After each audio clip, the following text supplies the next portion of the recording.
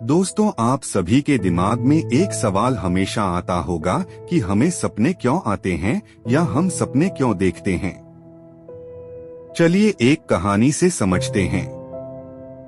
एक रात एक आदमी सोते समय एक अजीब सपना देखता है।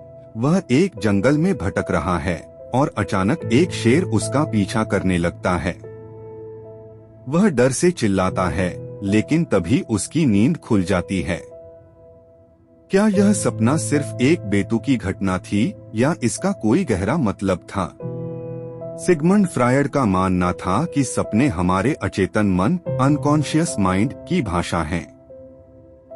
वे हमारी दबी हुई इच्छाओं, भयों और संघर्षों को प्रकट करते हैं। उनकी किताब द इंटरप्रिटेशन ऑफ ड्रीम्स 1899 में फ्रायड ने समझाया कि सपने हमारे मन के छिपे हुए राज खोलते हैं।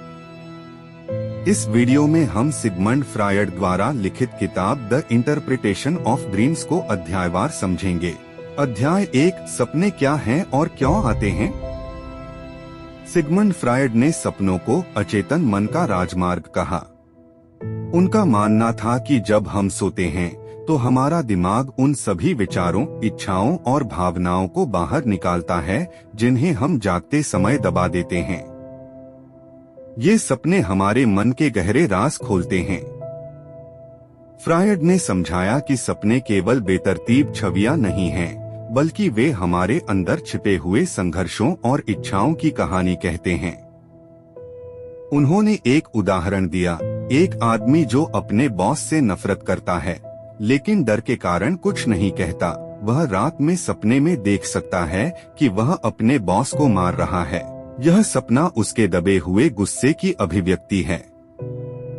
फ्रायड ने इसे इच्छा पूर्ति, विश फुलफिलमेंट कहा। सपने हमें वह देते हैं जो हम वास्तविक जीवन में पाने से डरते हैं। अध्याय 2, सपनों की भाषा, छिपे हुए संदेश। फ्रायड ने बताया कि सपने दो तरह के होते हैं। एक प्रकट सामग्री, मैनिफेस्ट कंटेंट, वह कहानी जो हमें याद रहती है, जैसे कोई डरावना सपना या खुशनुमा सपना। 2, अंतर्निहित सामग्री, लेटेंट कंटेंट, सपने का असली मतलब जो हमारे अचेतन मन में छिपा होता है। उदाहरण के लिए, अगर कोई व्यक्ति सपने में एक बंद कमरे में फंसा हुआ देखता है, तो शायद वह वास्तविक जीवन में किसी समस्या में फंसा हुआ महसूस कर रहा है। फ्रायड ने कहा कि हमारा दिमाग सीधे सीधे हमारी भावनाओं को नहीं दिखाता, बल्कि उन्हें प्रतीकों, सिंबल्स में छुपा देता है। कुछ सामान्य प्रतीक: पानी भावनाएं, जन्म या माता का प्रतीक, मौत या गिरना, बदलाव का डर, उड़ना, आजादी की इच्छा। अध्याय 3, सपनों का विश्लेषण, फ्रायड का तरीका। फ्रायड ने सपनों को समझने के लिए एक खास तकनीक बनाई जिसे मुक्त संगति, फ्री एसोसिएशन कहा जाता है। इसमें व्यक्ति को अपने सपने के हर हिस्से के बारे में बिना सोचे जो भी याद आए वह बोलना होता है। उदाहरण के लिए, अगर किसी ने सपने में एक सांप देखा तो फ्रायड उससे पूछते, सांप देखकर तुम्हें क्या याद आता है? क्या तुम्हें सांपों से डर लगता है? क्या तुम्हारे जीवन में कोई ऐसा व्यक्ति है जो तुम्हें धोखा दे सकता है? इस तरह धीरे धीरे सपने का असली मतलब सामने आता है। फ्रायड का मानना था कि सपनों का विश्लेषण करके हम अपने मानसिक रोगों को भी ठीक कर सकते हैं। अध्याय 4, सपनों और मानसिक स्वास्थ्य का संबंध। फ्रायड ने देखा कि जो लोग अपनी भावनाओं को दबाते हैं, उन्हें ज्यादा डरावने या उलझे हुए सपने आते हैं। उन्होंने कहा कि सपने हमारे मन का सुरक्षा वाल्व हैं। अगर हम अपनी भावनाओं को जागृत अवस्था में व्यक्त नहीं कर पाते, तो वे सपनों के रूप में बाहर आती हैं। उन्होंने यह भी बताया कि बचपन के अनुभव भी सपनों को प्रभावित करते हैं। अगर किसी बच्चे को कभी कुत्ते ने काट लिया था, तो वह बड़े होकर भी सपनों में कुत्तों से डर सकता है।